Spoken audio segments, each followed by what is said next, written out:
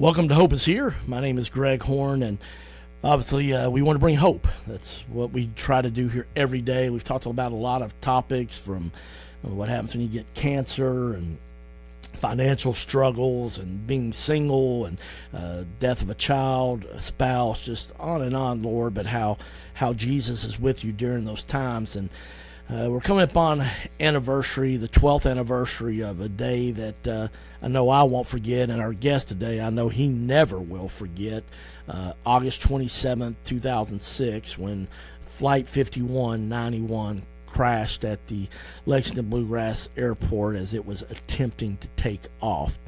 And so today is our guest is Anthony Combs. He's going to be with us today and tomorrow, and he's going to share his story about why he'll never forget that day. And yet, as painful as it was, he has used tragedy into triumph. And so I hope that you'll stay tomorrow to hear about what he's done to turn this pain into gain, to bless others. But Anthony, obviously, the night before, August 26th, was one of the more fun moments in your life, wasn't it? Yeah, Greg, really the whole weekend was special, as you kind of alluded to. My best friend, also my first cousin, and for me being an only child, my brother, John Hooker, was getting married that weekend.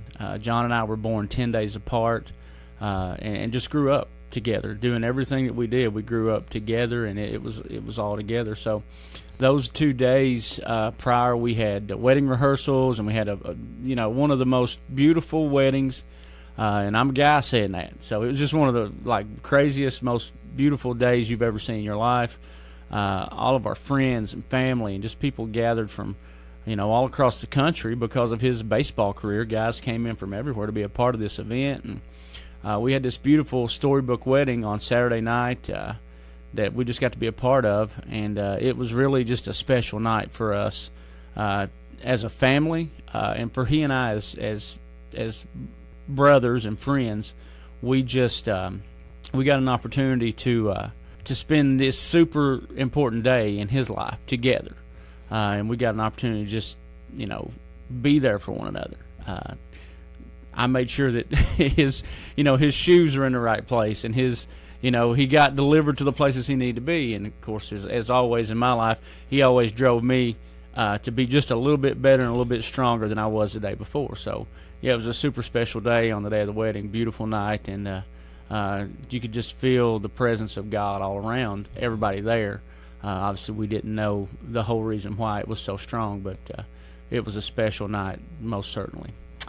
Well, I remember seeing pictures from that night, and in fact, I think you may have sent me a couple on your phone, and it was a beautiful wedding. And John, played baseball at UK, and you were also on the UK baseball team, so he was a great athlete.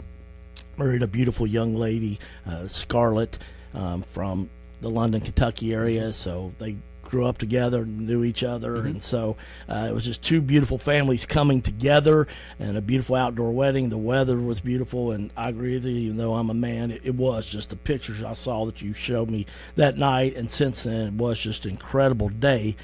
But obviously, less than about 10 to 12 hours later, the next morning, Sunday morning, everything changed. So tell us about that.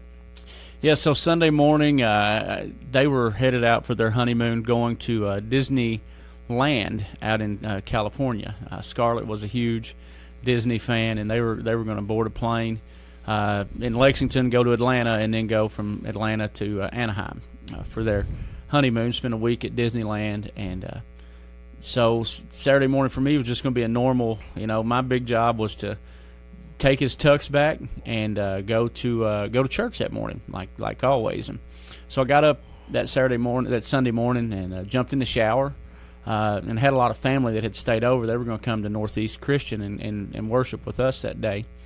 While I was in the shower, I noticed that got a lot of phone calls. Got out of the shower and looked down and had like 6 missed calls, which just didn't make sense, because most people in my life know that, hey, Sunday morning he's on his way to church, or very likely he's at church in band practice, or it is whatever.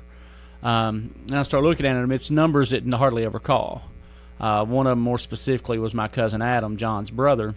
And I called him back, and he said, "Have you seen the TV?" I said, "No." but I instantly felt my stomach, a pit in my stomach. I was like, something's not right. So I turn on the TV, and I'm just every news station, every channel locally is just in coverage about it, because as they boarded their plane that morning, the flight took off down the wrong runway here in Lexington, just a few miles down the road from where we're sitting today.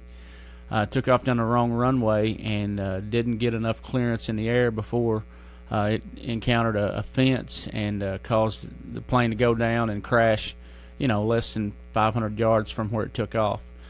49 people died on that plane crash, only one survivor. So we got that phone call, and it was just one of those deals like, the night before, everything was perfect. Even so much as, you may not even remember this, but that Saturday edition of the Lexington Herald Leader had a profile of a ministry that you and I were a part of.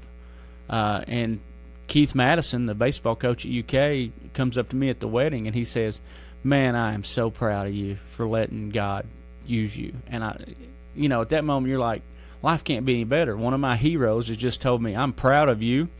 I'm seeing my best friend marry the woman he loves so much that he retired from baseball to be with her." So I knew that was love. There was no doubt about that. And just everything was perfect, spending that night with my family. And then, you get up the next morning and think everything's going to be normal. And in a matter of minutes, everything you've ever known has been turned upside down. So, it was a crazy, 12 hours, no doubt about that. Well, as you said, it was just all over the news. Worst thing that ever happened at Lexington at the airport, and both you and I have flown out several times, and you see stuff like that happening, but you don't think it's going to happen in Lexington. So you go from the highest of highs, like you talked about on Saturday night, great wedding, family, moments you live for, you really do. Then the next moment next morning I can remember, you calling me and telling me, and then you came to church, and obviously, I think it's fair to say you kind of were in shock, weren't you? Yeah, numb, I think, would probably be the word that best describes it. I remember exactly how I felt, what I looked like. I remember exactly who came up and talked to me. I remember everything about that morning. I don't remember everything about yesterday morning, but I can't. It's almost like you hear. I have a good friend who is a quadriplegic, and when he broke his neck, he's told me before, he was doing a track and field event, and he said when he landed, his feet were up in the air because he was doing a high jump, and he talks about that feeling like every morning when he wakes up. That's the feeling he gets when he wakes up, is that I'm landing and my legs are still up in the air. I have that exact same feeling. Like, I know everything that happened that morning. I know exactly where I was, almost down to what I had on. And it was just, I think shock would be a good way to put it. But, I mean, emotionally inside there was so much going on. Turmoil that words don't even do justice to what was happening in my mind.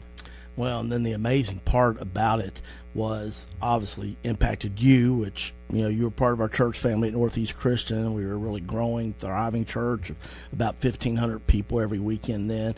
Then we also had one of our members that his wife was on that plane. Yeah, and I didn't even know Barry at the time. Right. And what's so funny was I never knew him personally.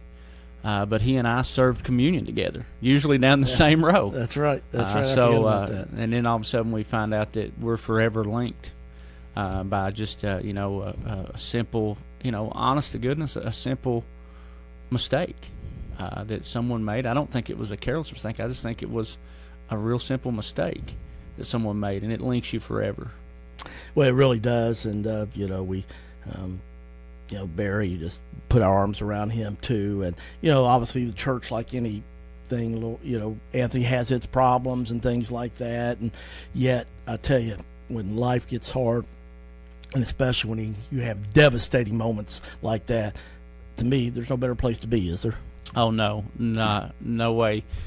You said it best. The church does have its issues, but on that particular day, it was really a church, and it was a trauma center. I hear people say all the time, Jesus didn't come to heal the healthy. He came for the sick. And sick doesn't necessarily mean that you've got an illness, it means that you're brokenhearted. And I really was at that moment in time. And I just remember coming in that morning and you grabbing me, and I brought my family with me because I had to go. After I found out, I had to go tell them. I didn't really have an opportunity to grieve because I had to put on a strong face and go be with them. But I just remember you grabbing me and you taking us up to a classroom upstairs, and I remember being surrounded by Chuck Mattinger, Ron Camblin, and you, and several other people. And I remember our pastor, Whit Criswell, just literally was preaching and came off stage and found out that this happened and ran straight to where we were and just put his arms around me. So it was just, when you're down at the lowest low that you think you can be, and people are there just holding you up. I mean, it was very special to me because I love that church. I'm still a part of that church, and I love those people that were a part of that time for me. And I just, I remember Chuck praying over us and Ron just holding me and you, and just everything about that day probably helped me from, I don't know what I would have done had I not had that. I just don't know where people go when they don't have that to lean on, and everybody doesn't have that. They all have that availability afforded to them, but they just don't, they just don't have it for whatever reason. So it was a special, as painful as it was comforting to know that you're not alone going through that. Well, that was what's coming to me right there where you said that you were an only child, and yet you have tons of friends, yet you knew you weren't alone because your church family loved you and you had friends there. And, even though we weren't nearly impacted as you were because you hurt, as I've heard one of my heroes, Wayne Smith, saying, we hurt. And other people hurt that you love, you hurt too. And so the Bible says to weep with those who weep and rejoice for those who rejoice. And this was a time for weeping, so we did that with you. Went on and was at the funeral, and of course that was very sobering because there was only one coffin. Yeah, it was. And there's just so many people. I remember the visitation the night before. People stood in line for 8-10 hours just to come by and pay their respects. So that was heartwarming to know that a whole community was behind us and loved us. But I remember that morning of the funeral, you had went to church at Northeast and you came down for the funeral, and you brought me a card from Faith and Judy's Sunday school class, ladies in our church that still, now they're teaching my daughter in Sunday school. So we're talking 12 years ago, and I'm just sitting here thinking about it, and I still have that card, and I read that card, and to see people come around you and love you in that time of pain. And what's so amazing to me is how God works through that. The words that are said can never, in a funeral like that, the words that are said can never really give you the story of life that John and Scarlett lived. But it's those people that are around you that help you know that, I'm not alone. The Bible says in Genesis 2, God created man. It was the only thing he said was very good. And then shortly after that, he said, you know what, it's not good for him to be alone. He needs a suitable helper. And that just doesn't mean someone to help carry the load, or that doesn't mean he's got a wife to help, produce children. It really means that it's just not good to be alone.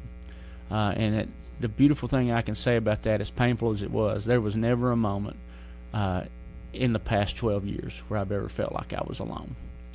Well, that's a beautiful thing to hear that, and want to encourage those of you that don't have a church home, you need to give it another chance. Maybe you've been wounded by the church, but there'll come a time in your life where you will need support, and the church is one of the best places I know to provide that.